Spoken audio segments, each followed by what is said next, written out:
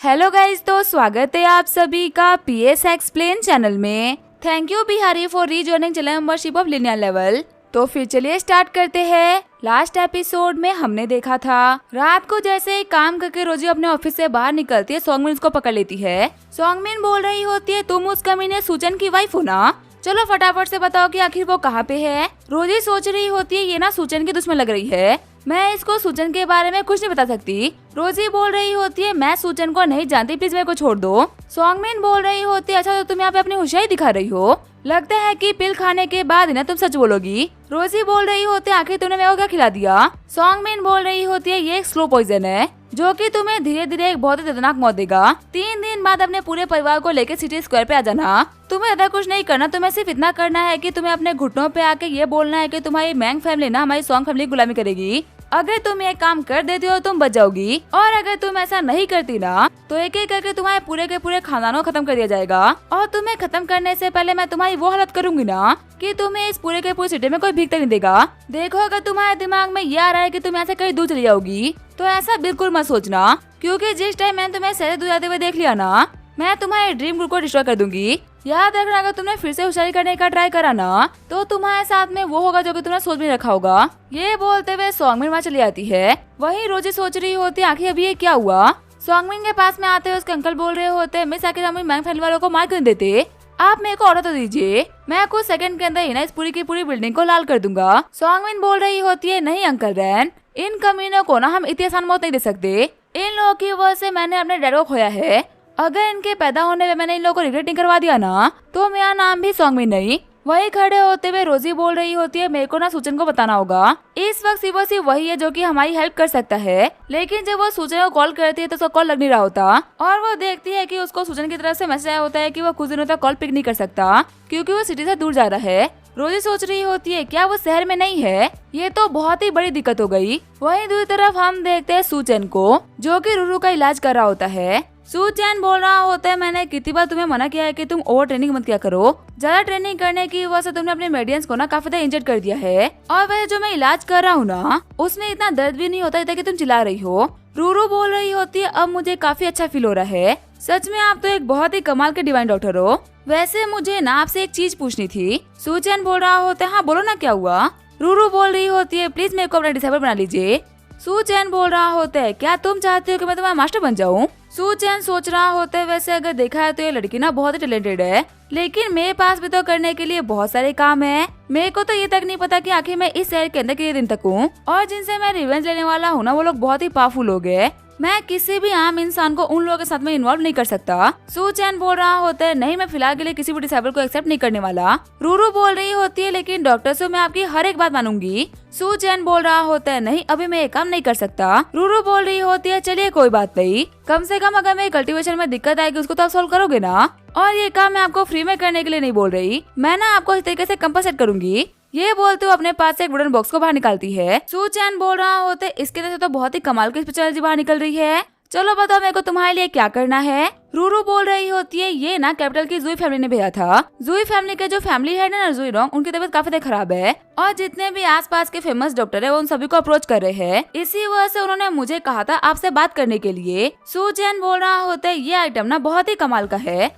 पर मुझे यहाँ पे ना एक चीज समझ में नहीं आ रही, जब तुमने मेरे को कॉल किया था तब तुमने वो था कि मेरे को अपना फोन स्विच ऑफ रखना होगा, आखिर तुमने फोन को ऑफ क्यों करवाया? रूरू बोल रही होती है, माफ करेगा लेकिन ये तो मुझे भी नहीं पता, ये काम करने के लिए ना मेरे को जुई फैमिली के लोगों ने कहा था, सिर्फ और सिर्फ हमें ही नहीं, वहाँ जितने भी लोग आ रहे हैं ना उन सभी को उनका फोन ऑफ रखने के लिए कहा गया है। सूचैन बोल रहा होता है, अब जबकि उन लोगों ने मेरे को बुलाने के लिए इतना कमाल का गिफ्ट भेजा है तो फिर आगे मना कैसे कर सकता हूँ। आगे हम देखते हैं वो लोग कैपिटल आ गए होते हैं। जुईशान बोल रहा होता है, आप लोग का यहाँ पे आने के लिए शुक्रिया, मेरे ग्रैंडपा ना अंदर है, अभी ग्रैंडपा का इलाज ना डिवाइन डॉक्टर तेन जियांग कर रहे हैं जो कि डॉक्टर ली के बराबर के डिवाइन डॉक्टर है। टेंग जियांग बोल रहा होता है, किसने कहा कि वो डॉक्टर लियो में बराबर के डॉक्टर है?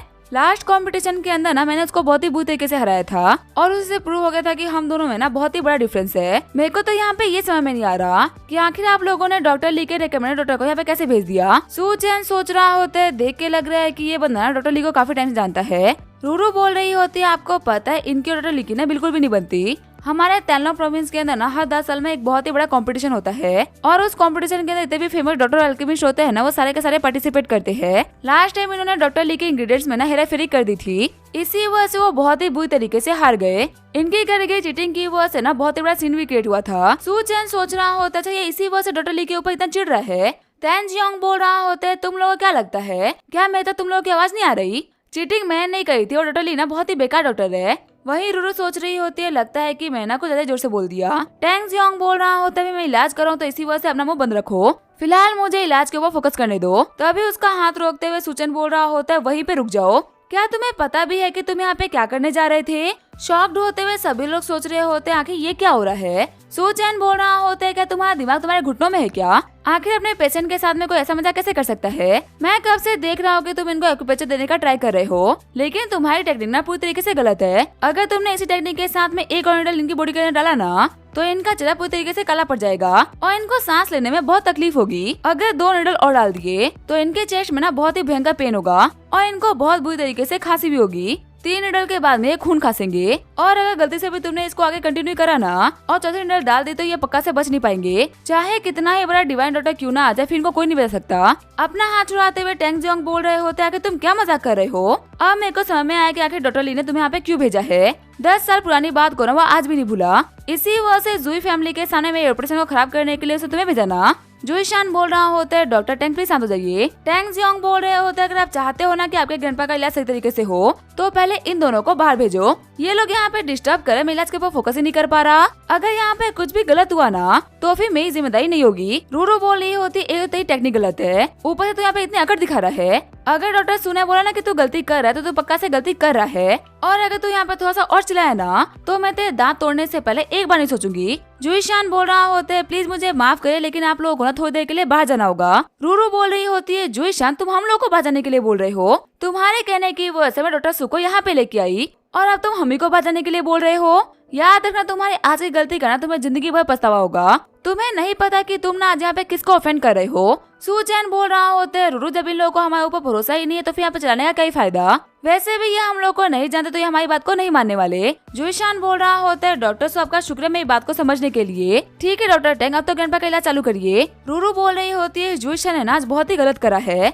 इसे ग्रैंडपा का इलाज करने के लिए हम लोग 100 किलोमीटर से यहाँ पे आए और अभी हमारे सामने ऐसे रेट करे थे कि हम इसके लिए दिक्कत खड़ी कर रहे हैं। सू चैन बोल रहा होता है देखो इतनी सी बात पर अपना दिमाग खराब मत करो, इंसान किसी के ऊपर बिना जल्दी भरोसा नहीं कर पाता। इसमें जुईशान की कोई भी गलती नहीं है, ये ह्यूमन नेचर है। रूरू बोल रही होती है चलिए डॉक्टर सू हम चलते हैं। इस जुईशान को ना आज के हरकत के लिए मैं इसको बाद में देख लूंगी। सू चैन बोल रहा होता है नहीं हम नहीं जाने वाले। रूरू बोल रही होती है लेकिन अभी टैंग जियोंग को इलाज करने में टाइम लगने वाला है और अगर वो हम लोग को यहाँ पे देखेगा ना तो वो फिर से दिक्कतें खड़ी करेगा। सू चैन बोल रहा होता है तुम ना बिल्कुल भी टेंशन मत लो, 10 मिनट के अंदर वही जुईशान यहाँ पे आएगा और अपने ग्रैंडपा के इलाज के लिए ना हम लोग के सामने भीख मांगेगा। और तुम उस टैंग जियोंग की बात कर रही हो, उसकी तो वो हालत होगी कि वो हम लोग के सामने मुंह तक नहीं खोल पाएगा। अंदर टैंग जियोंग बोल रहा होता है मिस्टर जुई आप ना अपने ग्रैंडपा की हेल्थ को लेकर बिल्कुल टेंशन फ्री रहो, मेरी जो मेडिकल स्किल्स है ना वो अब पहले के मुकाबले और भी कई गुना ज्यादा इम्प्रूव हो चुकी है, बस 3 चैनल डालने के बाद में तो मैं इनको ठीक कर दूंगा। जुईशान बोल रहा होता है मैं प्रे करता हूँ कि ग्रैंडपा ठीक हो जाए। साथ ही वो सोच रहा होता है आज मैंने बेकार में सन फैमिली की यंग मिस को ऑफेंड कर दिया, अभी टैंग जियोंग के जाने के बाद में ही ना मैं उनको एक अच्छा सा गिफ्ट दूंगा, उनसे माफी मांगूंगा। तभी जो टैंग जियोंग होता है वो पहले नीडल को डाल देता है जिसकी वजह से जुरोंग का जो फेस होता है वो काला पड़ जाता है। टैंग जियोंग बोल रहा होते है देखिए आपके ग्रैंडपा कितनी जल्दी जाग गए। शॉक्ड होते हुए जुईशान बोल रहा होता है डॉक्टर आखिर ग्रैंडपा का चेहरा काला क्यों पड़ गया। साथ ही जुईशान सोच रहा होता है जैसे डॉक्टर सुने बोला था ना बिल्कुल वैसा ही हो रहा है। इनके इलाज करने के तरीके को देख कर उन्होंने पहले सब कुछ प्रेडिक्ट कर लिया था। टैंग जियोंग बोल रहा होता है मैंने इनके ब्लड प्रेशर को ना थोड़ा सा रोक रखा है, बस 2-3 नीडल के अंदर ये पूरी तरीके से ठीक हो जाएंगे, आप थोड़ा सा पेशेंस रखो। जैसे वो दूसरी नीडल को डालता है तो ग्रैंडपा जुई को सांस लेने में काफी दिक्कत हो जाती है।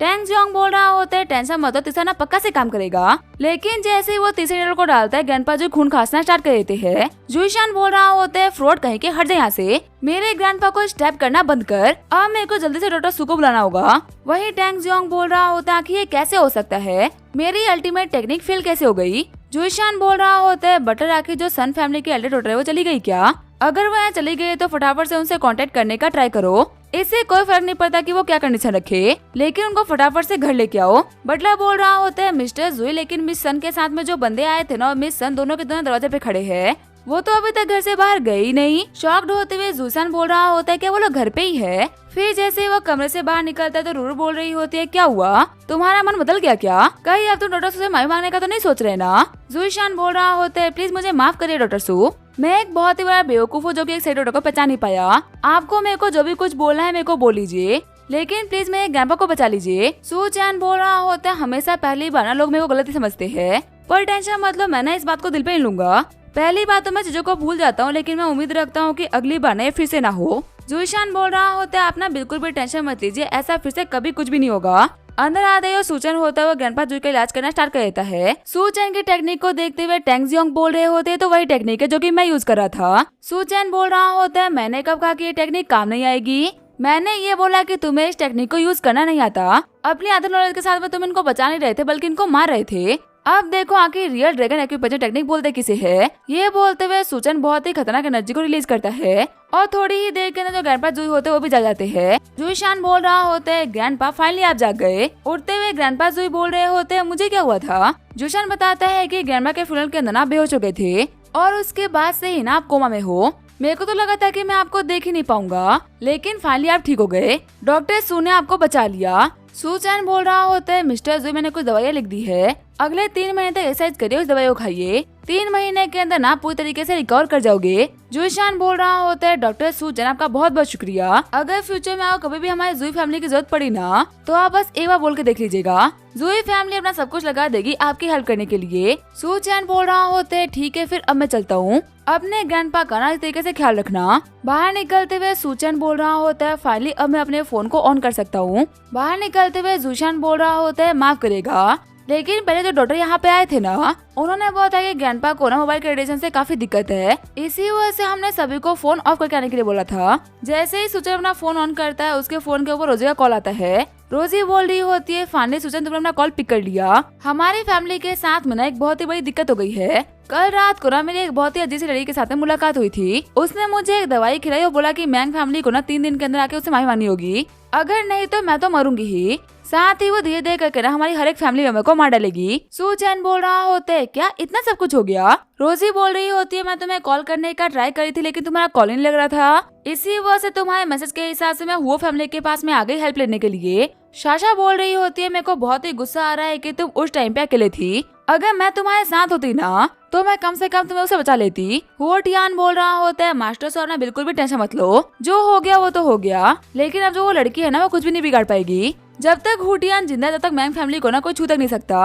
अब जो सिस्टर इन लॉ है ना वो हमारे घर पे और हमारे घर पे किसी की भी आने की हिम्मत नहीं। तभी हम देखते हैं हुआ फैमिली के बाहर कुछ स्नाइपर्स इंसान लगाए बैठे होते हैं। सूचन बोल रहा होता है, पहले मुझे ये बताओ कि आखिर वो लड़की दिखती कैसी थी, क्या तुम्हें पता चला कि आखिर उस लड़की का नाम क्या है? रोजी बोल रही होती है, उसने कल कहा था कि वो हमारी फैमिली को डिस्ट्रॉय करेगी और उसने हमारी फैमिली के बिजनेस के ऊपर अटैक करवाना स्टार्ट भी करवा दिया। अटैक करने वाली जो मेन कंपनी है ना वो हुआशी कंपनी है, जो कि हमारे ड्रीम ग्रुप के पार्टनर्स में से एक है। पता नहीं क्यों सुबह से ना वो अपना स्टॉक्स बेच रहे हैं और हमारी कंपनी को डिफेम करने का ट्राई कर रहे हैं। उनके सडन अटैक की वजह से हम लोगों ने अपनी काफी वैल्यूएशन खो दी है। सू चैन बोल रहा होता है, इसका मतलब वो जो भी कोई था ना वो इस हुआशी कंपनी से कनेक्टेड है, टेंशन मत लो आगे मैं संभालूंगा। फिर सू चैन बोल रहा होता है, रूरू क्या तुम हुआशी कंपनी को जानती हो क्या? रूरू बोल रही होती है, हाँ मैं जानती हूँ, ये ली फैमिली के कुछ ब्रांच कंपनी में से एक है। हमारी कैपिटल में जो सबसे टॉप फैमिली है ना वो है जुई फैमिली और जू फैमिली। मिडिल लेवल की फैमिली में सन फैमिली और ली फैमिली आती है और कोई फैमिली और यू फैमिली ना छोटी फैमिलीज है। अभी आपने जो कॉल पे बात कही ना मैंने वो सारी सुन ली। ली फैमिली का जो यंग मास्टर है ना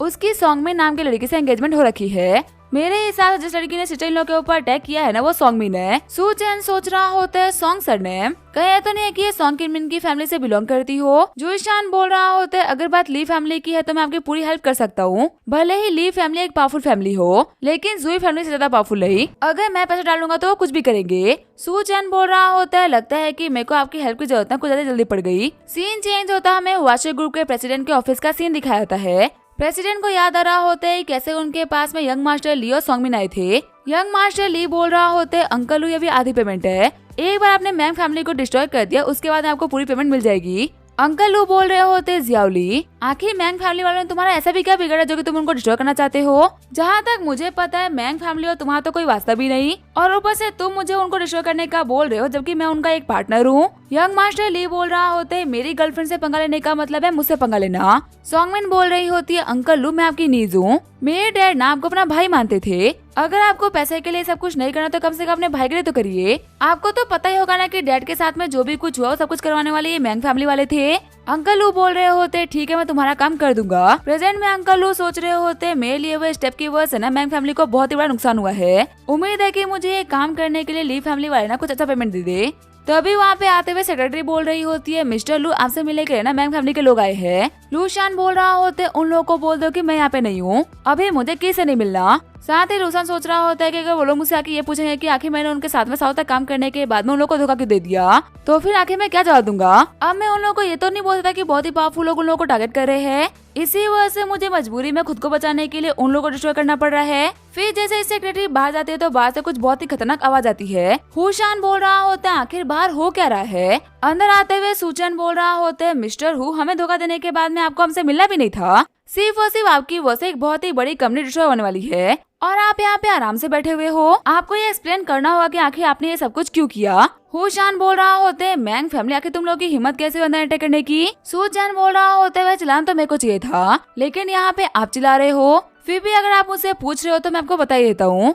आपके जितने भी बॉडीगार्ड थे ना उन सभी को पीट के मैं यहाँ पे आ रहा हूँ। अंकल वो बोल रहे होते मेरे पास मत आना। अगर तुम्हें ये लग रहा है ना कि अपनी फोर्स का यूज करते तुम मेरे को झुका दोगे तो मैं तुम्हें बता दूं कि ऐसा बिल्कुल नहीं होने वाला। गोली चलाने से पहले मैं एक बार नहीं सोचूंगा। सूचन बोल रहा होता तो फिर से मेरे को समझ रहे हो, मैं यहाँ पे फोर्स का यूज करने के लिए नहीं आया, मैं तो बस यहाँ पे आपको एक मौका देने के लिए आया हूँ, ये बताने के लिए कि ड्रीम ग्रुप के ऊपर आपकी वजह से जितनी भी दिक्कतें आई है ना उन सभी को फटाफट से दूर कर दो, क्योंकि अगर आपने ऐसा नहीं करा ना तो मेरे को मजबूरन आपको बैंकरप्ट करना होगा। ऐसी हालत करूंगा कि शहर में कोई भीख तक नहीं देगा। हुशान बोल रहा होते तुम्हें क्या लगा तुम ऑफिस में आओगे मेरे को धमकी दोगे मैं डर जाऊंगा। बर्बाद तो तुम मेरे को तब करोगे ना जब मैं जिंदा बाहर जाओगे। देखते हैं कि इन गोलियों के सामने तुम कैसे टिकते हो। ये बोलते हुए सूचन के ऊपर काफी सारे शॉट्स फायर कर देता है। गोलियों को रोकते हुए सूचन बोल रहा होता है जो चीज आपके लिए हथियार है ना वो मेरे लिए खिलौना है और ऐसे खिलौने ना मैं बात तक बगा नहीं कर सकते, लेकिन ये सेम चीज आपके साथ नहीं है। मैं आपको दिखाता हूँ कि अगर ये खिलौने आपको छू भी जाएंगे ना तो आपका क्या होगा। ये बोलते हुए सारी गोलियों को हुचन की तरफ फेंक देता है।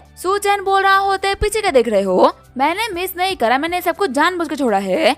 अब अगर तुमने कोई ट्रिक यूज करी ना तो इस बार छोड़ूंगा नहीं बल्कि मार डालूंगा। हुशान बोल रहा होता है मेरे करीब मत आओ। तभी हुशान के फोन के ऊपर कॉल आता है। सूचन बोल रहा होता है उठा ले तेरा बाप कॉल कर रहा है। जैसे वो कॉल पिक करता है तो सामने वाले बंदे बोल रहे होते बेवकूफ हुशान, आखिर तूने किसको ऑफेंड कर दिया। हमारी बड़ी बड़ी 8 कंपनीज 8 मिनट के अंदर बैंकरप्ट हो गई। जितने भी बड़ी बड़ी फैमिलीज ने हम लोग के साथ में कॉर्पोरेशन किया था ना उन सभी लोगों ने अपना अपना कॉर्पोरेशन बाहर ले लिया और इन्वेस्टर्स अपना इन्वेस्टमेंट मांगने के लिए वापस आ रहे हैं। अगले 10 मिनट के अंदर ना हम डिस्ट्रॉय होने वाले हैं। तभी सेक्रेटरी अंदर आते हुए बोल रही होती है मिस्टर हुसैन एक बहुत ही बड़ी दिक्कत हो गई है। वो सारे प्रोजेक्ट्स को पाने के लिए हम लोगों ने बहुत सारा खर्चा किया था, वो सारे के सारे अब कैंसिल हो गए हैं। हमारी कंपनी की वेबसाइट भी हैक हो चुकी है और हमारे हर एक प्रोडक्ट की कीमत सिर्फ और सिर्फ 1 सेंट हो चुकी है। इसी वजह से हमें एक ही सेकंड के अंदर ना 1 लाख ऑर्डर आ गए। अगर हम लोगों ने ऑर्डर डिलीवर कर दिया ना तो हमें कम से कम इसके ऊपर $5 मिलियन का लॉस होगा और अगर नहीं किया तो मार्केट में हमारी कोई वैल्यू नहीं बचेगी। सभी यही बोले हैं कि इतनी बड़ी कंपनी ना खुद को हैक होने से नहीं बचा पाई। तभी साइड से एक बंदा बोल रहा होता है हमारी कंपनी के 70% एम्प्लॉयज रिजाइन कर दिया,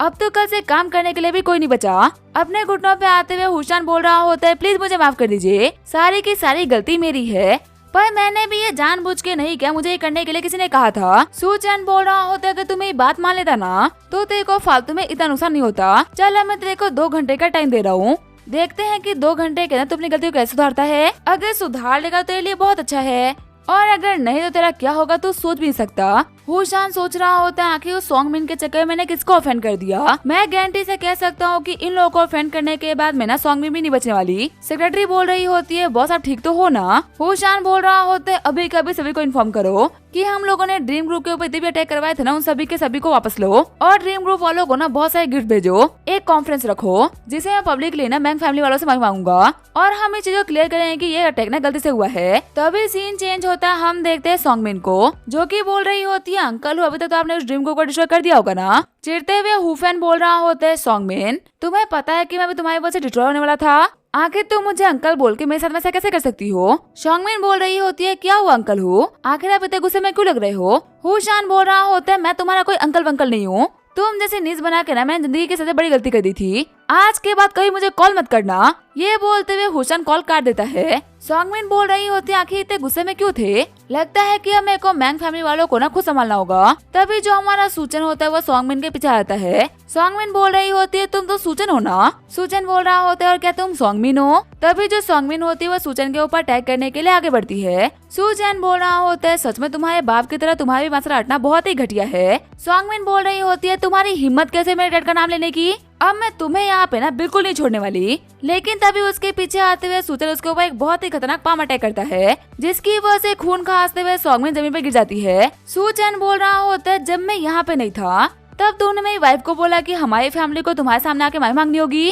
और अगर उन लोगों ने ऐसा नहीं किया तो तुम उन सभी को मार दोगी। लगता है ना कुत्ते तो अपनी औकात भूल गई थी। मैं लड़कियों को जान से नहीं मारता, इसी वजह से तेरे को एक मौका दे रहा हूँ। जिस जगह पे तूने मेरी फैमिली को बुलाया था ना उस जगह पे अपनी फैमिली को लेकर टाइम पे आ जाना। सभी के सामने ये बोलना कि सॉन्ग फैमिली मैंग फैमिली की गुलाम है। अगर तू ऐसा करती है तो मैं तुम लोग को छोड़ दूंगा, और अगर नहीं तो तेरे को मारने के बाद मेरे को बिल्कुल भी रिग्रेट नहीं होने वाला। अभी सूचन ने सब कुछ बोल ही रहा होता है तभी सॉन्गमिन के अंकल वहाँ पे आते हैं। अंकल बोल रहे होते हैं तुम्हारी हिम्मत कैसे यंग मिस के ऊपर अटैक करने की? तभी जो सूचन होते है वो उसके अटैक को काफी इजीली रोक लेता है। फिर वो देखता है कि वो सॉन्गमिन के अंकल होते हैं, प्लीज आके उसको उठा लेते हैं। अंकल बोल रहे होते मिस आप ठीक तो हो ना? फिर वो उसको उठा के वहाँ से फटाफट से भाग जाते हैं। सूचन सोच रहा होता है मेरे को लगा था कि यहाँ पे किसी को क्लोन टेक्निक भी आती होगी। सच में मुझे ट्रिक करके ना कमीना यहाँ से भाग गया, लेकिन आखिर ये लोग कहाँ तक भागेंगे? कभी ना कभी तो मुलाकात होगी ही। वही दुराने के बाद में सॉन्गमिन सोच रही होती है मेरे को विश्वास नहीं हो रहा कि मैं उस कमीने से हार गई। वो सूजनों में सामने खड़ा था। अगर मेरे पास में स्ट्रेंथ होती ना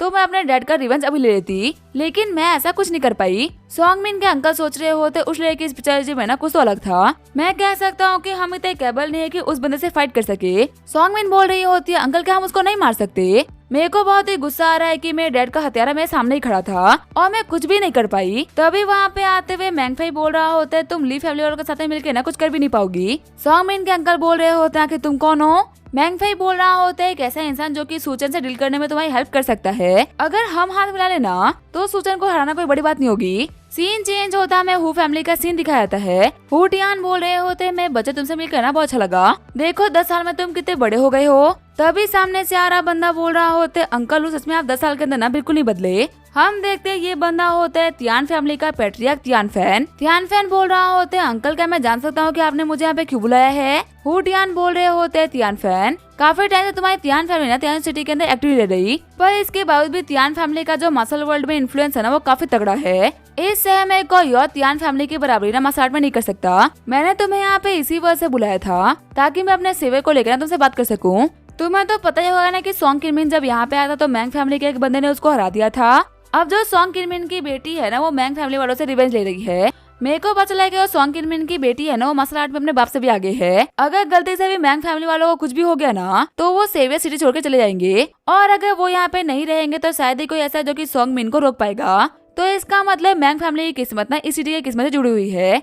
अगर हम उनको बचा पाए तो सब कुछ ठीक है, वरना सब कुछ खत्म हो जाएगा। हंसते हुए तियानफेंग बोल रहा होता है अंकल आप यही बोल रहे हैं ना कि हम लोग को मैंग फैमिली वालों को बचाना है? इस चीज के लिए आपको मेरे को बोलने की जरूरत पड़ रही है। ऐसा नहीं है कि जो मास्टर सूचन है ना उन्होंने सिर्फ आपके ऊपर फेवर किया है, बल्कि इस सिटी के जितने भी मसल फैमिली है ना उन सभी के वो उन्होंने फेवर किया है। अगर वो यहाँ पे नहीं होते ना तो सॉन्ग किनमिन से ना इस सिटी को कोई नहीं बचा पाता। अब जब उनको हमारी हेल्प की जरूरत है तो हम पीट के दिखा सकते हैं। उनके घर को गार्ड करने के लिए बॉडीगार्ड के तौर पे खुद मैं खड़ा हो जाऊंगा। हो टियान बोल रहा होता है सच में मेरे बच्चे तुम तो बहुत ही समझदार हो। बाद में जब मास्टर सूचन यहाँ पे आएंगे ना तो मैं पक्का से उनको तुमसे मिलवाऊंगा। अभी वो बात कह ही रहे होते तभी वो देखते हैं कि फैमिली के जो बॉडीगार्ड्स होते हैं वो सारे के सारे मारे गए होते हैं। हुदा बोल रहा होता है ग्रैंडपा हेल्प करिए। वही मैंगफेई बोल रहा होता है मैं ये सोचता कि आखिर इस घर का बूढ़ा कहाँ चला गया। जब मैं तेरे पोते को मारा था ना बुढ़े तब वो बार बार तेरा नाम ले रहा था। मैं भी सोचा था कि आखिर एक बुढ़ा मेरा क्या ही बिगाड़ लेगा। आगे बढ़ते हुए हुटियान बोल रहा होता है कि तेरी हिम्मत कैसे मेरे टेरिटरी में घुस के मेरे ही लोगों को मारने की।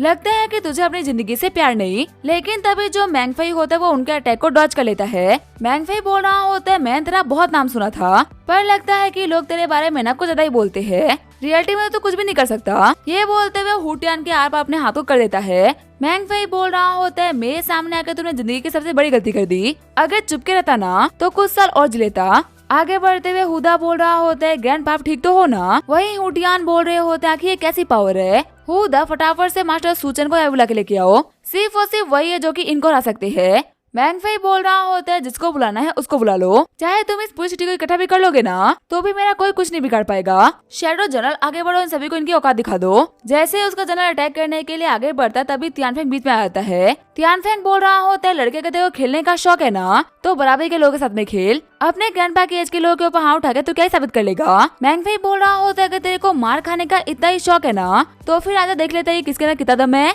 वहीं दूसरी तरफ सुचन बोल रहा होता है फाइनली मेरा काम हो गया।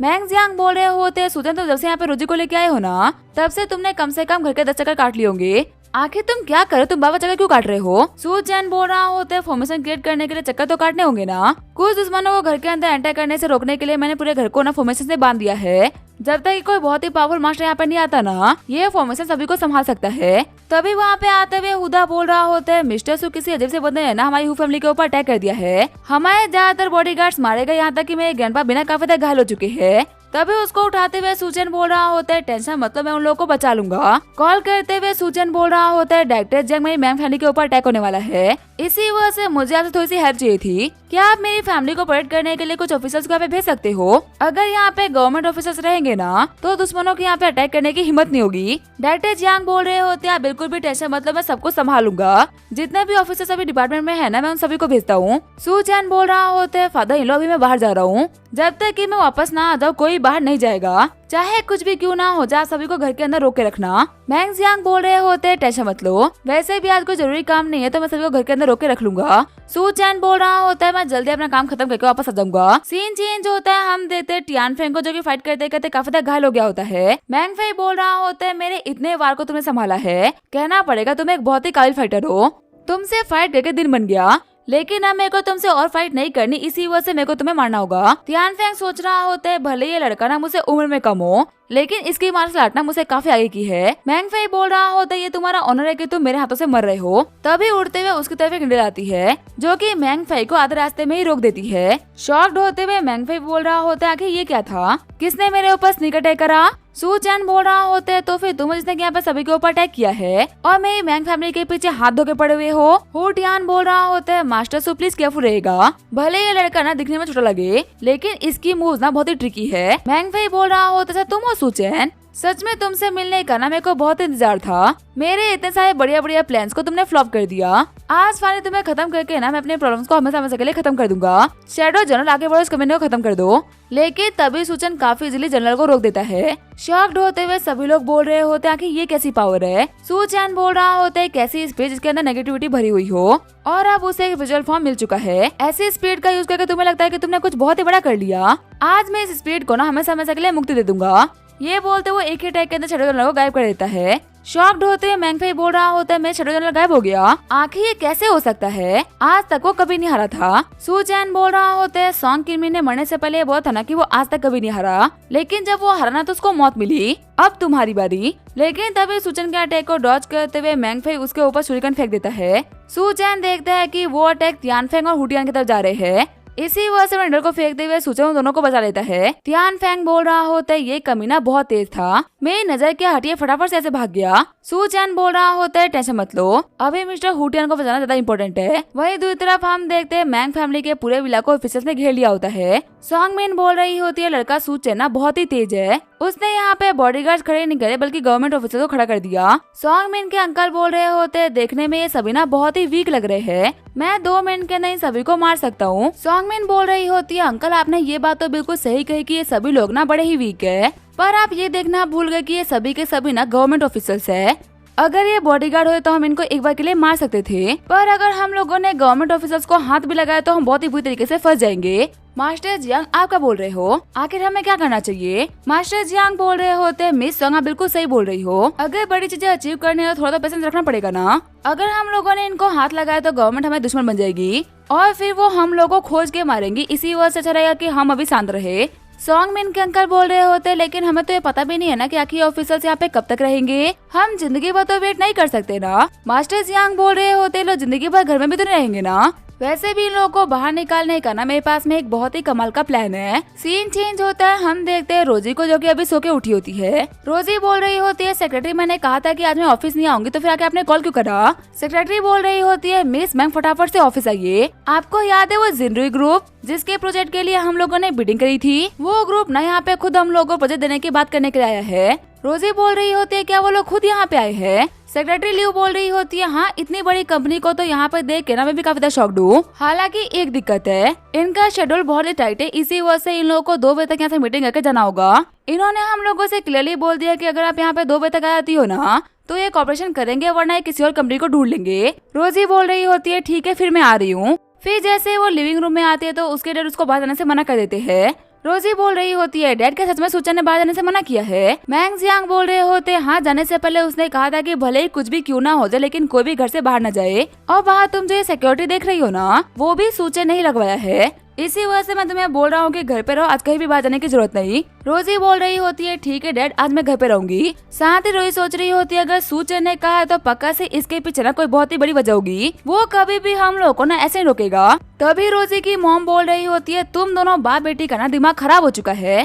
पता नहीं सूचन ने तुम लोगों के ऊपर कौन सा टोटका किया है कि तुम लोग उसकी बात आंख बंद के मानने लगे हो। अभी कौन सा रात को 2 बज रहे हैं कि तुम लोगों को बाहर नहीं जाना। दिन के उजाले में हम बाहर क्यों नहीं जा सकते। मैंग जियांग बोल रहे होते, लेकिन आखिर तुम मेरे कान क्यों पकड़ रही हो। रोजी की मॉम बोल रही होती है, जिनरू टेक्नोलॉजी कंपनी ना एक बहुत ही बड़ी कंपनी है, उनके साथ में काम करे यानी कि अपनी कंपनी को आगे लेके जाना। आखिर तुम इतनी बड़ी चीज के लिए मना कैसे कर सकते हो। क्या तुम्हारे दिमाग में एक बार के लिए भी ये बात नहीं आ रही कि अगर हम लोग मेहनत नहीं करेंगे तो हमारी कंपनी में जो हजारों लोग काम करें उनका पेट कैसे भरेगा। वो लोग फैमिली वाले लोग हैं, हम तो अपना देख लेंगे, लेकिन उन लोगों का क्या होगा। रोजी तुम्हें डरने की ना कोई भी जरूरत नहीं, मैंने कुछ बॉडीगार्ड बुला है, हम उनके साथ में चलते हैं। आखिर पैसे कमाने के लिए क्या सोचना। आगे हम देखते हैं वो लोग कार के अंदर आ गए होते हैं। रोजी की मॉम बोल रही होती है, मेरे को लगता है कि तुम्हारे डैड ना पागल हो चुके हैं। फैमिली हेड होने के बाद भी वो सूचन की बात तो ऐसे मानते थे कि सूचन फैमिली हेड हो। मेरे को तो लग रहा है कि धीरे धीरे वो लड़का ना हमारी फैमिली के ऊपर टेक ओवर कर रहा है। रोजी बोल रही होती है, मॉम डैड ना पागल नहीं हुए बल्कि वो हम लोग की फिक्र करते हैं। सूचन ने बोला है बाहर मत जाना, इसका मतलब बाहर खतरा होगा। और वैसे भी सूचन ने आज तक जो भी कुछ कहा है, क्या उसकी वजह से हमारी फैमिली को बेनिफिट्स नहीं हुए। तो फिर एक ऐसा बंदा जो किसी वो सिर्फ अच्छी बातें कहता है, उसकी बात को मानने में क्या बुराई है। प्लीज आप सूचन के बारे में ना कुछ भी बुरा भला मत बोलिए। वैसे भी उसने आपका क्या बिगाड़ा, उसे सब कुछ अच्छा ही तो किया है ना, आखिर आप उसे क्यों चिढ़ती हो। रोजी की मॉम बोल रही होती है, ठीक है उसकी तारीफ दरी मत करो। अब तो मेरे को ऐसा लगने लगा है ना कि इस फैमिली में सिर्फ और सिर्फ मैं ही एक कांटा बची हूँ जो कि सबको चुभ रही है, बाकी सभी तो फूल बन चुके हैं। तभी हम देखते हैं उन लोगों के गाड़ी के सामने मास्टर जियांग आ जाता है। शॉक्ड होते हुए रोजी की मॉम बोल रही होती है, अब ये कौन है। तभी वक्त रहते हुए ड्राइवर ब्रेक लगा देता है। बाहर निकलते हुए रोजी की मॉम बोल रही होती है, पीके खड़ा है क्या, या फिर तेरे बाप ने ये रोड बनाई है जो कि यहाँ पे आके खड़ा हो गया।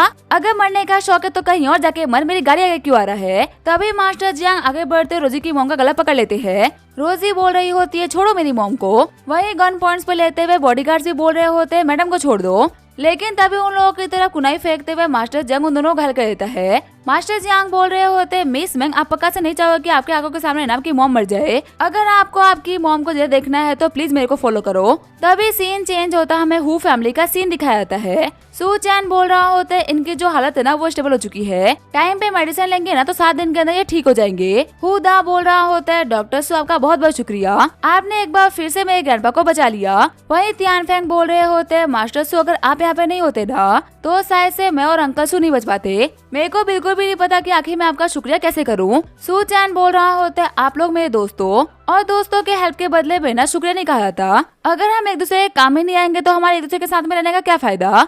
तभी सूचन के फोन के ऊपर कॉल आता है। सेक्रेटरी लियू बोल रही होती है, सूचन क्या तुम्हें पता है कि मिस रोजी कहाँ है। वो ना ऑफिस आने के लिए घर से बाहर निकली थी, लेकिन उसके बाद से उनका कॉल नहीं लग रहा। सूचन बोल रहा होता है, क्या मेरे मना करने के बाद वो लोग घर से बाहर निकल गए। वो लोग पक्का से दिक्कतों में होंगे। जब दौड़ते हुए सूचन घर जा ही रहा होता है तभी उसको रास्ते में रोजी की गाड़ी दिखती है। सूचन बोल रहा होता है, आखिर यहाँ पे क्या हुआ है। बॉडीगार्ड्स बोल रहे होते हैं, मिस्टर सू प्लीज हम लोगों को माफ कर दीजिए, हमारा जिस ओल्ड मैन से सामना हुआ ना वो बहुत ही पावरफुल था, हम उससे फाइट नहीं कर पाए और मिस रोजी को लेके चला गया। रोजी की मॉम बोल रही होती है, सूचन प्लीज मेरी बेटी को बचा लो। सूचन बोल रहा होता है, मैंने आप लोगों को मना किया था ना घर से बाहर मत निकलना, तो फिर आखिर आप लोग घर से बाहर निकले ही क्यों। क्या एक दिन के लिए काम रुक नहीं सकता था क्या। फटाफट से बताइए कि आखिर वो लोग किस डायरेक्शन में गए हैं। रोजी की मॉम बोल रही होती है, मैं बेहोश हो गई थी, इसी वजह से मुझे नहीं पता कि आखिर वो लोग कहाँ पे गए हैं। तियान फेंग बोल रहा होता है दुश्मनों ने अटैक करने के लिए ना एक बहुत ही कमाल की लोकेशन चूज करी। 100 मीटर आगे से लेके 100 मीटर पीछे तक कोई भी कैमरा नहीं है। उन लोगों को ट्रैक करना ना अब हमारे लिए काफी ज्यादा मुश्किल होगा। तभी सूचन रोजी की गाड़ी के अंदर से परफ्यूम को बाहर निकाल लेता है। रोजी की मॉम बोल रही होती है रोजी गायब हो चुकी हो, तुम उसका सामान चेक कर रहे हो क्या? ये कोई टाइम है उसका सामान चेक करने का? सू चैन बोल रहा होता है देखो अभी मैं अच्छे मूड में नहीं हूँ तो अपना मुंह बंद कर लो। यहाँ पे किसी के बकवास सुनने के लिए मैं नहीं बैठा। फिर वो अपने तालिस्मान के ऊपर रोजी की परफ्यूम को रखता है और फिर रोजी को ट्रैक करने का ट्राई करने लगता है। शॉक्ड होते हुए तियान फेंग बोल रहा होता है मेरे को तो विश्वास ही नहीं हो रहा, ये तो लेजेंडरी ट्रैकिंग टेक्निक है। हुदा बोल रहा होता है क्या ट्रैकिंग टेक्निक? आखिर ये क्या होता है? मैंने इसके बारे में आज से पहले कभी नहीं सुना। तियान फेंग बोल रहे होते ये एक बहुत ही पुरानी टेक्निक है जो खत्म हो चुकी थी। जैसा कि इसका नाम है, ये टेक्निक ना किसी को भी ट्रैक करने में काफी हेल्प करती है। अगर तुम्हारे पास में उस बंदे का कोई भी सामान है ना तो तुम उस बंदे को काफी इजीली ट्रैक कर सकते हो। हालांकि इस टेक्निक को यूज करने में बहुत ही हैवी अमाउंट में एनर्जी लगती है और अगर तुमने इस टेक्निक को यूज करने में कोई भी गलती करी ना तो अपनी सारी कल्टीवेशन को हमेशा हमेशा के लिए खो दोगे और अगर गलती बड़ी हुई तो जान गंवाना भी कोई बड़ी बात नहीं। तुम ऐसा कह सकते हो कि ये इस दुनिया के सबसे हार्डेस्ट और फाइनेस्ट मार्शल आर्ट में से एक है। एंशिएंट वर्ल्ड में भी ना इसको सीखना काफी ज्यादा मुश्किल हुआ करता था, इसी वजह से ये टेक्निक धीरे धीरे करते करते गायब होती रही। और अगर सच कहूँ तो मेरे को लगा नहीं था कि इस जमाने में भी कोई ऐसा होगा जो कि इस टेक्निक को यूज कर पा रहा होगा। सच में जो मास्टर सू है ना वो एक सेंचुरी जीनियस मार्शल आर्टिस्ट है। तियान फेंग सोच रहा होता है अभी सूचन 25 का भी लगता और इतनी कम एज में उसने इतने एडवांस और सीक्रेट मार्शल आर्ट को मास्टर कर रखा है। जिस भी मास्टर ने इसको ये सब कुछ सिखाया होगा ना पता नहीं वो किस लेवल पे होगा। वहीं अपने पावर का यूज करते हुए सूचन यहाँ पे जो भी कुछ हुआ होता है वो सब कुछ देख लेता है और रोजी को भी ट्रैक कर लेता है। सीन चेंज होता है, हम देखते हैं रोजी को जो कि बोल रही होती है मेरे को जाने दो। सॉन्ग मिंग के अंकल बोल रहे होते हैं अगर तुम्हें जाने ही देना होता तो फिर आखिर मेहनत करके तुम्हें पकड़ते ही क्यों? तुम्हें अपने ट्रैप में फंसाना सच में काफी ज्यादा मुश्किल था। जिनरू वालों को कितने पैसे देने पड़ गए सिर्फ और सिर्फ तुम्हें हमें बुलाने के लिए। तभी वहाँ पे आते हुए सॉन्गमिन बोल रही होती है मिस मैंग रोजी मैंने तुम्हें एक मौका दिया था लेकिन तुमने उस मौके को गवा दिया। उस दिन मेरा मूड अच्छा था लेकिन आज मेरा मूड अच्छा नहीं। आज तुम्हारे साथ में यहाँ पे जो भी कुछ होगा ना उसके बारे में तुमने सोचा भी नहीं होगा। रोजी बोल रही होती है सॉन्गमिन कुछ भी करने से पहले ना 100 बार सोच लेना, अगर सूचन यहाँ पे आ गया ना तो वो तुम्हें जिंदा नहीं छोड़ेगा। सॉन्गमिन बोल रही होती है तुम्हें अपने हस्बैंड के ऊपर इतना भरोसा है, चलो कोई बात नहीं, मैं भी देखती हूँ कि अगर मैं तुम्हें परेशान करूंगी तो मेरा क्या ही बिगाड़ लेगा। अगर तुम्हें बचना है ना तुम्हारे पास में एक ऑप्शन है, अपने घुटनों पे आओ माफी मांगो और सभी के सामने मुझे अपना मास्टर एक्सेप्ट कर लो। अगर तुम इतना कर लोगी ना तो मैं तुम्हें छोड़ दूंगी। रोजी बोल रही होती है ग्रैंडपा बोलते हैं कि जान चली जाए लेकिन इज्जत न जाए, इसी वजह से भले तुम मुझे मार डालो लेकिन मैं नहीं झुकूंगी। सॉन्गमिन बोल रही होती है तो ये काम भी मैं शौक से करूंगी पर मैं ना तुम्हें इतना इजी मौत नहीं दूंगी, तुम्हें एक बहुत ही टफ और स्लो मौत मिलेगी। ये बोलते हो रोजी के मुंह के अंदर पिल्ला देती है। रोजी बोल रही होती है तुम्हारी दिक्कत क्या कि तुमने मुझे फिर से क्या खिला दिया? सॉन्गमिन बोल रही होती है मैं क्लियरली देख सकती हूँ कि लास्ट टाइम वाले पोजन को ना तुम्हारे हस्बैंड ने ठीक कर दिया है, इसका मतलब तुम्हें स्लो पोजन देने का ना कोई मतलब नहीं। इसी वजह से मैंने तुम्हें अब ये पोजन दिया जो कि 3 घंटे के अंदर अपना काम कर देगा। अगर हमारे यहाँ तो तुम बच भी गई ना तो ये तुम्हें ऐसी मौत देगा इसके बारे में तुम सोच भी नहीं सकती। अभी वो लोग ये सब कुछ कर ही रहे होते तभी मास्टर जियांग को फील होता है कि उन लोगों को कोई तो देख रहा है। सॉन्गमिन बोल रही होती है क्या हुआ मास्टर जियांग, आखिर आप इतने परेशान क्यों दिख रहे हो? मास्टर जियांग बोल रहे होते हैं कुछ भी तो नहीं, मेरे को लगा ना कि हम लोग को कोई तो देख रहा है और जो देख रहा है ना वो हम लोग को बहुत ही मर्डरस इंसिडेंट के साथ में हम लोग को देख रहा है। सॉन्गमिन बोल रही होती है मास्टर जियांग अपना फालतू में टेंशन ले रहे हो, जिस फैक्ट्री में फिलहाल हम लोग है ना उसके बारे में तो कोई जानता भी नहीं और जहाँ से हम लोगों ने रोजी को उठाया था वहाँ पे तो कोई कैमरा भी नहीं था, तो हो ही नहीं सकता कि कोई हम लोग को ट्रैक कर ले। और अगर कर भी लिया ना तो बाहर खड़े वो 20 बॉडीगार्ड किसी को भी रोकने के काबिल है और वैसे भी आप ऐसा पावरफुल मास्टर यहाँ पे खड़ा है तो कोई हमारा क्या ही बिगाड़ लेगा। मास्टर जियांग बोल रहे होते हाँ तुमने सही कहा, मैं कुछ ज्यादा ही सोच रहा हूँ, मैं जा रहा हूँ रेस्ट करने के लिए, तुम्हें यहाँ पे जो भी कुछ करना है कर सकते हो, इसको जान से मत मारना क्योंकि मैंने मैंगफेई को वादा किया है कि मैं इसको जिंदा वापस लेके आऊंगा।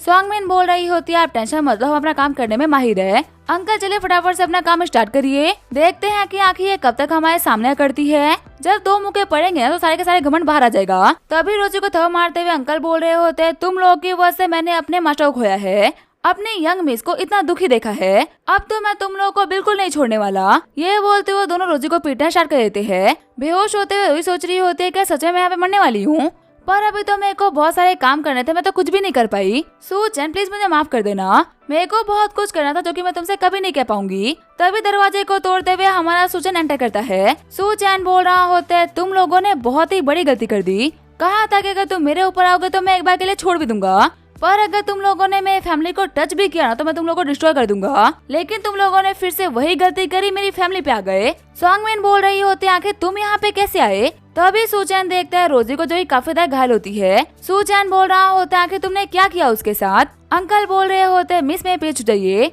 आप इसका सामना नहीं कर सकती। तभी अपने अटैक को प्रिपेयर करते हुए सूचैन बोल रहा होता है तो फिर तू कौन सा मेरा सामना कर लेगा, तूने मेरी रोजी को हाथ लगाया ना, अब मैं तेरे हाथ उखाड़ के फेंक दूंगा। ये बोलते हुए सूचैन अंकल को एक बहुत ही खतरनाक मुक्का मारता है। अंकल बोल रहे होते हैं मिस प्लीज यहाँ से भाग जाइए। तभी सॉन्गमिन के पास में आते हुए सूचैन बोल रहा होता है तुम्हें लास्ट टाइम छोड़ना ना मेरी सबसे बड़ी गलती थी, वो गलती मैं फिर से रिपीट नहीं करने वाला। ये बोलते हुए सॉन्गमिन का इतना जोर से गलत दबाता है कि उसके मुंह से खून बाहर निकल जाता है। सूचैन बोल रहा होता है वह तुम्हें लड़कियों को नहीं मारता, पर तुम्हें तो मैं इंसान की कैटेगरी में भी काउंट नहीं करता, इसी वजह से तुम्हें मारने में ना कोई भी दिक्कत नहीं। तभी सूचैन की तरफ साइड से एक अटैक आता है, लेकिन वक्त बे बनाते हुए सूचैन खुद को रोजी को बचा लेता है। सूचैन बोल रहा होता है कौन छुपा हुआ है, फटाफट से बाहर निकलो। बाहर निकलते हुए मास्टर जियांग बोल रहे होते इतनी कम एज में इतनी खतरनाक पावर। अब समय आया कि आखिर मैंग फैमिली ना अभी तक बची हुई क्यों है। कहना पड़ेगा लड़के तुम एक बहुत ही खतरनाक मार्शल आर्टिस्ट हो और इसी वजह से अब तुम्हें खत्म करना बहुत ही इम्पोर्टेंट हो चुका है। अगर तुम और जियोगे तो तुम हम सभी के लिए खतरा बन जाओगे, इसी वजह से आज मैं तुम्हारा खात्मा करूंगा। ये बोलते हुए सूचैन की तरफ और भी काफी सारे खतरनाक अटैक्स भेज देता है, पर सूचैन उन सारे अटैक्स को बहुत इजीली डॉज कर लेता है। मास्टर जियांग बोल रहे होते हैं मैं भी देखता हूँ कि आखिर तुम मेरे अटैक को ना कब तक डॉज कर लोगे, तुम्हारी भी तो एक लिमिट होगी ना। तभी जो हमारा सूचैन होता है वो रोजी को एक पिलर के पास में बैठा देता है। सूचैन बोल रहा होता है तुम यहाँ पे आराम करो, मैं तब तक 2 मिनट में आया। फिर वो रोजी के आसपास में एक वे बना देता है और फाइट करने के लिए आगे बढ़ जाता है। मास्टर जियांग बोल रहे होते हैं तुम्हें क्या लगता है तुम अपनी स्पीड से मेरे को टैकल कर सकते हो। ये बोलते हुए वो हर जगह ब्लास्ट करना स्टार्ट कर देता है। सूचैन बोल रहा होता है शायद मैं अपनी स्पीड से ना तुम्हें टैकल नहीं कर सकता, पर आगे इससे क्या ही फर्क पड़ता है, तुम्हारे अटैक से मेरे ऊपर क्या ही फर्क पड़ जाएगा। आगे बढ़ते हुए मास्टर जियांग बोल रहे होते तुम बहुत ही घमंडी हो, तुम्हारा घमंड तोड़ने में ना बड़ा ही मजा आएगा। सूचैन बोल रहा होता है बहुतों ने ट्राई किया लेकिन कोई कुछ नहीं कर पाया, तू भी ट्राई करके देख ले बुड्ढे। ये बोलते हुए दोनों अपने अपने पंच को टकराते हैं। शॉक्ड होते हुए मास्टर जियांग बोल रहे होते हैं आखिर ये कैसी स्ट्रेंथ है, इतने कम एज के बंदे के पास में इतनी स्ट्रेंथ कैसे हो सकती है। सूचैन बोल रहा होता है अभी तुमने देखी कहाँ है। ये बोलते हुए सिर्फ एक पंच के अंदर मास्टर जियांग को घायल कर देता है। मास्टर जियांग बोल रहा होता है मेरे को भरोसा ही नहीं हो रहा कि ये बंदा इतना स्ट्रॉन्ग कैसे हो सकता है। सूचैन बोल रहा होता है तुम्हें क्या लगता है तुम्हारी नेगेटिव एनर्जी मेरे को इफेक्ट कर देगी। अफसोस की बात तो ये है कि मेरे पास में एक ऐसी बॉडी है इसको नेगेटिव एनर्जी टच नहीं कर सकती। तुमने इस नेगेटिव एनर्जी को पाने के लिए ना अपने हाथों से 1000 लोगों को मारा है और वो हजारों लोग बच्चे थे। तुम जैसे लोगों का जिंदा रहना सच में धरती पे एक बोझ है, इसी के लिए तुमने हजारों बच्चों को मारा है ना, अब मैं इसी को डिस्ट्रॉय कर दूंगा। मास्टर जियांग बोल रहे होते हैं तुमने मेरा हाथ तोड़ दिया, जिसे पावरफुल बनाने के लिए मैंने इतने सारे गलत काम किए थे, तू नहीं बचेगा लड़के, तू तो मेरे हाथों ही मरेगा। लेकिन तभी सूचैन मास्टर जियांग की बॉडी के ऊपर काफी खतरनाक कट लगा देता है। सूचैन बोल रहा होता है अब हेल में जाके अपनी सजा काट। वहीं दूसरी तरफ सॉन्गमिन बोल रही होती है तुम यहाँ पे नहीं आ सकते। सूचैन बोल रहा होता है अब तो यहाँ पे कोई भी नहीं बचा, वो सिर्फ तुम ही बची हो और सारे के सारे फसाद की जड़ भी तुम ही हो, तो फिर आखिर मैं तुम्हें क्या छोड़ सकता हूँ। आगे जो हमारा सूचैन होता है वो रोजी को लेके घर पे आ गया होता है। रोजी की मॉम बोल रही होती है सारी की सारी गलती मेरी है, ना मैं रोजी को बाहर लेके जाती और ना ही ये सब कुछ होता। गैनपा बोल रहे होते हैं तुम्हारा तो हर बार का यही है, पता नहीं मेरी बच्ची के ऊपर ना तुम्हारी वजह से और कितने खतरे आएंगे, पर अब ये सब कुछ मत बोलो, अब ये सब कुछ बोलने का ना कोई फायदा नहीं। सूचैन बोल रहा होता है गैनपा अपना बिल्कुल भी टेंशन मत लो, थोड़ी देर के अंदर रोजी बिल्कुल ठीक हो जाएगी। तभी उठते हुए रोजी बोल रही होती है आखिर मैं कहाँ पे हूँ। सूचैन बोल रहा होता है रोजी तुम ठीक तो हो ना। रोजी बोल रही होती है सूचैन क्या तुमने मेरे को बचाया। हुदा बोल रहा होता है अगर मास्टर सू आपको नहीं बचाएंगे तो कौन बचाएगा। जैसे ही मास्टर सू को पता चला ना कि आप खतरे में हो तो ये तो बिल्कुल परेशान हो गए और दौड़ते हुए आपकी तरफ जाने लगे। जब तक हम लोग उस फैक्ट्री के पास में पहुंचे ना तब तक तो इन्होंने पूरी की पूरी फैक्ट्री को डिस्ट्रॉय कर दिया था। सिस्टर इन लो आज तो बता सूचैन ने आपको बचाने के लिए ना बहुत ही मेहनत करी है, आपको तो इनके फेवर का ना पेबैक करना होगा। सूचैन बोल रहा होता है रोजी ये तो बकवास कर रहा है, तुम अपना ख्याल रखो बस इतना काफी है। अभी रोजी खुश हो ही रही होती है तभी उसके चेस्ट के अंदर बहुत ही खतरनाक पेन फील होता है। रोजी बोल रही होती है ऐसा लग रहा है कोई मेरे हार्ट को क्रश कर रहा है। रोजी की मॉम बोल रही होती है सूचना कि तुमने क्या कर दिया, आखिर रोजी को पेन क्यों फील हो रहा है। मैंग जियांग भी बोल रहे होते हैं सूचन देखो ना क्या हुआ। सूचैन बोल रहा होता है गैनपा की तरह ही ना रोजी को भी पसंद दिया गया है। शॉक्ड होते हुए सभी लोग बोल रहे होते हैं क्या पॉइजन। सूचैन बोल रहा होता है कोई ऐसा वैसा पॉइजन नहीं बल्कि 50 तरीकों को मिला के बनाया गया एक स्पेशल पॉइजन। मैंने रोजी के अंदर के पॉइजन के इफेक्ट को ठीक कर दिया है। पर क्योंकि इसकी बॉडी के अंदर वो पॉइजन गया था, इसी वजह से इसको कभी कभी चेस्ट पेन होगा और कभी कभी खून भी निकलेगा। ये सब कुछ पॉइजन के लेने के आफ्टर इफेक्ट्स है। और अगर कुछ दिनों के अंदर सही इलाज नहीं मिला ना तो कुछ बहुत बुरा भी हो सकता है। सू चैन सोच रहा होते तो काफी अच्छी बात है कि रोजी के पास में ना मेरा वो सेंट था, जिसकी वजह से काफी हद तक पॉइजन के इफेक्ट को उसी ने कम कर दिया। एंटीडोट मैंने दे तो दिया है, लेकिन वो धीरे धीरे काम करेगा। लगता है कि रोजी को ठीक करने के लिए मेरे को ना कुछ और हर्ब्स की जरूरत है। ग्रैंडपा बोल रहे होते, सू चैन अब हमें क्या करना चाहिए? पक्का है तुम्हारे पास में कोई ना कोई अच्छा आइडिया तो होगा ही। सू चैन बोल रहा होता है, ग्रैंडपा टेंशन मत लो, रोजी बीमार है लेकिन ज्यादा नहीं। अगर इसको कम्प्लीटली क्योर करना है तो हम लोगों को ना कुछ मेडिसिनल हर्ब की जरूरत पड़ेगी। मैंने ऑलरेडी डॉक्टर लियो बाकी सारे लोगों को बोला है वो सारे हर्ब्स को ढूंढने के लिए, पर मेरे को लगता है कि तियांसू सिटी में ना वो सब कुछ मिलना पॉसिबल है। सिर्फ और सिर्फ कैपिटल ही है जहाँ पे वो हर्ब्स मिल सकते हैं। मैं सोच रहा हूँ कि मैं कैपिटल जाके ना खुद पर्सनली वो हर्ब ढूंढ के लेके आऊँ, तब जाके रोजी ठीक हो पाएगी। और अब मेरे को लगता है कि मैंने मैंग फैमिली की सारी दिक्कतों को सॉल्व कर दिया है, तो वक्त आ चुका है अपना रिवेंज कंप्लीट करने का। वैसे भी सॉन्ग में इनके सारी हेल्प करने वाले ली फैमिली वाले थे, उन लोगों को सबक सिखाना ना अभी तक बाकी रह गया। ली फैमिली को सबक नहीं सिखाया तो पूरा रिवेंज कंप्लीट थोड़ी ना होगा। हु दाओ तियानफेंग सोच रहे होते, सच में हम लोगों ने डॉक्टर सू को ना इतने गुस्से में कभी नहीं देखा। ग्रैंडपा बोल रहे होते, अगर तुम कैपिटल जा रहे हो तो अपने साथ में रोजी को भी लेके जाओ। तुम लोगों की शादी को ना बहुत ही कम टाइम हुआ है, इसी वजह से अलग अलग रहना बिल्कुल भी सही रहेगा। और वैसे भी अभी जो रोजी की कंडीशन है ना वो बिल्कुल भी ठीक नहीं, नॉर्मल डॉक्टर्स ना उसका इलाज नहीं कर पाएंगे। अगर वो तुम्हारे साथ में रहेगी ना तो मेरे को लगा कि वो सेफ है। इस ट्रिप को ना तुम अपना हनीमून मान लो। रोजी सोच रही होती है आखिर ग्रैंडपा क्या बोल रहे हैं। आगे हमें कैपिटल का सीन दिखाया जाता है। रोजी बोल रही होती है, सू चल मैं तुम्हें ना एक चीज क्लियरली बता दूं, हम यहाँ पे ना उस काम के लिए नहीं आए जो कि ग्रैंडपा ने बोला था। असल में आप ड्रीम ग्रुप को ना अपनी जड़ें फैलानी है, इसी वजह से मैं सोची थी कि एक ब्रांच ना कैपिटल में भी खोल दूं। इसी काम के लिए ना मैं मेनली यहाँ पे आई हूँ। सू चैन बोल रहा होता है, टेंशन मतलब मैंने ग्रैंडपा की बातों को ना इतना सीरियसली नहीं लिया। वैसे भी हमारे पास में इन सब के लिए टाइम कहाँ है, दिन भर तो हमारे पास में बहुत सारा काम है। अभी जाके थोड़ी देर के लिए रेस्ट कर लेते हैं, फिर बाद में जाके मेरे को हाउस भी ढूंढने हैं। वही कमरे को देखते हुए रोही सोच रही होती है आखिर सेक्रेटरी लू ने ये क्या बुक कर दिया। सू चैन बोल रहा होता है, मेरे को तो सेक्रेटरी लू देखने में लगती थी ना कि वो बहुत ही साई सी लड़की है, उनका टेस्ट इतना अलग होगा ये मेरे को पता नहीं था। वैसे ये बेड ना बहुत ही कंफर्टेबल है, यहाँ पे सोने में बड़ा ही मजा आएगा। माउंटेन्स पे ना मैंने कभी भी इतना अच्छा बेड नहीं देखा था। वही सीन चेंज होता है, हम देखते हैं ग्रैंडपा को जिन्होंने सेक्रेटरी लू को कॉल किया होता है। ग्रैंडपा बोल रहे होते हैं, ल्यू तुमने वो काम कर दिया ना जो कि मैंने तुम्हें करने के लिए बोला था। सेक्रेटरी बोल रही होती है, हाँ ग्रैंडपा मैंने सारा काम कर दिया है, आप बिल्कुल भी टेंशन मतलब मैंने पूरी सिटी का सबसे बेस्ट होटल और सबसे बेस्ट कमरा बुक किया है, जैसा आपने बोला था बिल्कुल वैसा। खुश होते हुए ग्रैंडपा बोल रहे होते, ठीक है तुम आज रात को डिनर पे आना, तुमने बहुत अच्छा काम किया है मेरी बच्ची। फिर जो ग्रैंडपा होते हैं खुशी में गाना गाना स्टार्ट कर देते हैं। मैंगजियांग बोल रहा होता है, डैड ऐसा भी क्या हुआ जो कि आज आप सुबह सुबह इतने खुश लग रहे हो। ग्रैंडपा बोल रहे होते, खुश तो होऊंगा ही ना, अब हमारी फैमिली में ना जल्दी छोटा सूचन आने वाला है। मैंगजियांग सोच रहा होता है आखिर डैड सुबह सुबह ये क्या बोल रहे हैं, सू चैन तो बड़ा हो चुका है तो फिर आखिर वो फिर छोटा कैसे होगा। वही सीन चेंज होता है, हम देखते हैं सू चैन को जो कि बोल रहा होता है कि तुम बाहर क्यों खड़ी हो, अंदर आओ ना, ये बहुत ही कंफर्टेबल बेड है, एक बार बैठ के देखो, पक्का है तुम्हें बहुत ही मजा आएगा। शर्माते हुए रोजी बोल रही होती है, मैं थक गई हूँ तो मैं जा रही हूँ शावर लेने के लिए। साथ ही वो बाथरूम में आते हुए सोच रही होती है आखिर अब मैं क्या करूँ, क्या सच में मुझे यहाँ रहना होगा। वैसे अगर देखा है तो मैं सूचन को ना अपना हस्बैंड मानती हूँ, लेकिन इसके बावजूद भी ना मेरे को बहुत ही नर्वसनेस फील हो रही है। जैसे ही रोजी नहा के बाहर निकलते तो सूचन ऑलरेडी सो गया होता है। रोजी सोच रही होती है सच में ये ग्लास ना पूरी तरीके से ट्रांसपेरेंट है, पर चलो अच्छी बात है कि सूचन सो गया। मैं उस टाइम पे इतनी नर्वस हो गई थी कि मैं बिना कपड़े के ही अंदर आ गई। वैसे अगर देखा तो सूचन सो चुका है तो मैं बाहर जाके कपड़े लेके आ सकती हूँ। फिर जो रोजी होती है वो बाहर आते हुए अपने कपड़े ढूंढने लगती है, पर अंदर उसे कपड़े नहीं बल्कि कुछ अजीब से ही कपड़े पड़े होते हैं। रोजी सोच रही होती है आखिर ये कौन से कपड़े हैं, मेरे असली कपड़े कहाँ है। उसे याद आ रहा होता है कि सेक्रेटरी ने बोला था कि आप बिल्कुल भी टेंशन मत लो बॉस, मैंने आपके सारे कपड़े इस तरीके से पैक कर दिए, आप बस अपनी सेफ्टी का ख्याल रखना। रोजी सोच रही होती है तो फिर ये सब कुछ सेक्रेटरी लू ने किया है, मेरे पास में यहाँ पे ले दे के पहनने के लिए सिर्फ और सिर्फ एक स्विम सूट है और कुछ भी नहीं। मेरा पुराना वाला कोट अभी गंदा हो चुका है, बिना धुले में उसको पहन नहीं सकती। अच्छा हुआ सूचन सो गया, वरना पता नहीं अभी मैं क्या करती। लेकिन जैसे वो पीछे मुड़ के देखती तो सूचन उसको ही देख रहा होता है। चिल्लाते हुए रोजी बोल रही होती है, तुम कब जाग गए। सूचन बोल रहा होता है, मैं तो तभी जाग गया था जब तुम नहा के बाहर निकली थी। सूचन सोच रहा होता है, वैसे अगर मैं सच कहूँ तो मैं तो सोया ही नहीं था, मैं तो बस आँख बंद करके लेटा हुआ था।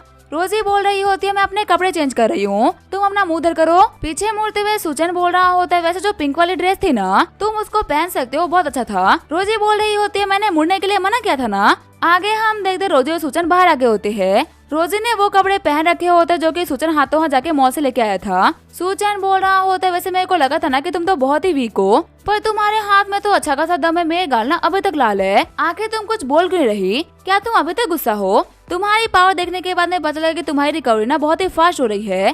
तभी रुकते हुए रोजी बोल रही होती है, सूजन आखिर हम इतनी रात को यहाँ पे क्यों आए हैं? और अगर सच कहूँ तो ये जगह मेरे को बिल्कुल भी नॉर्मल लग रही, यहाँ के लोग ना बड़े ही डेंजरस लग रहे हैं। सूचैन बोल रहा होता है, ब्लैक मार्केट के लोग तो खतरनाक होंगे ही ना, यहाँ पे शॉपिंग करने के लिए ऐसे ही लोग आते हैं, अच्छे लोग नहीं आते। रोजी बोल रही होती है, क्या ब्लैक मार्केट? पर आखिर तुम मेरे को ब्लैक मार्केट में लेके क्यों आए? सूचैन बोल रहा होता है, क्योंकि वो चीजें जो कि रेगुलर मार्केट में नहीं मिलती ना, वो ब्लैक मार्केट में बहुत ही इजीली मिल जाती है। अगर तुम्हारे पास यहाँ पे पैसा हो तुम कुछ भी खरीद सकती हो, जैसे कि वेपन्स, ट्रेजर्स और कुछ एविल चीजें जो कि रेगुलर मार्केट में मिलना इम्पॉसिबल है। कुछ लोगों से बात करने के बाद में पता चला ना कि रात के 2 बजे से लेकर 4 बजे तक ये मार्केट खुला रहता है। इसी वजह से हम लोग इतनी रात को यहाँ पे आए हैं। मेरे को उम्मीद है कि यहाँ पे वो चीजें मिल सकती है जो कि तुम्हारे एंटीडोट में काम आए। वैसे मुझे फॉलो करना, इधर उधर मत भटकना, क्योंकि ये जगह ना बहुत ही खतरनाक है, कहाँ से खतरा आ जाए पता नहीं चलेगा। तभी सूचन का हाथ पकड़ते हुए रोजी बोल रही होती है, तुम्ही ने खाना कि दूर मत जाना, और वैसे ही मुझे ना काफी डर लग रहा है। फिर वो लोग वॉक करते करते मार्केट के काफी अंदर आगे होते हैं।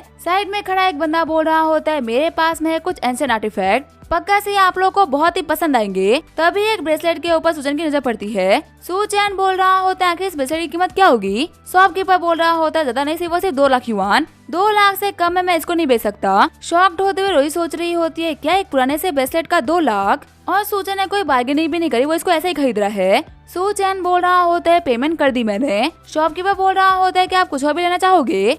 सूचैन बोल रहा होता है, ये 2 बोन्स भी दे दो। शॉपकीपर बोल रहा होता है, इनके सिर्फ 5 लाख हुए। सब कुछ खरीदने के बाद में सूचैन बोल रहा होता है, रोजी अपना हाथ लाओ। रोजी बोल रही होती है, क्या तुम इस बेकार सी चीज को मेरे हाथ में बांधने वाले हो? सूचैन बोल रहा होता है, ये ना सिर्फ दिखने में ही बेकार है, लेकिन इनके इफेक्ट्स ना बहुत ही कमाल के हैं। इसे अपने पास में रखो, ये तुम्हें सेफ रखेगा। रोही सोच रही होती है, सूचैन है फालतू में पैसे वेस्ट कर रहा है, ये बंदा इसको लूट रहा है और कुछ भी नहीं। तभी वहाँ पे आते हुए ग्रैंडमा बोल रही होती है, बच्ची तुम तो बहुत ही लकी हो, तुम्हें तो पता भी नहीं है कि यहाँ पे तुम्हारे हस्बैंड है ना तुम्हें कितनी कमाल की चीज दी है। अब इसका क्या होगा हम देंगे नेक्स्ट एपिसोड में। तब तक के लिए वीडियो देखने के लिए थैंक यू।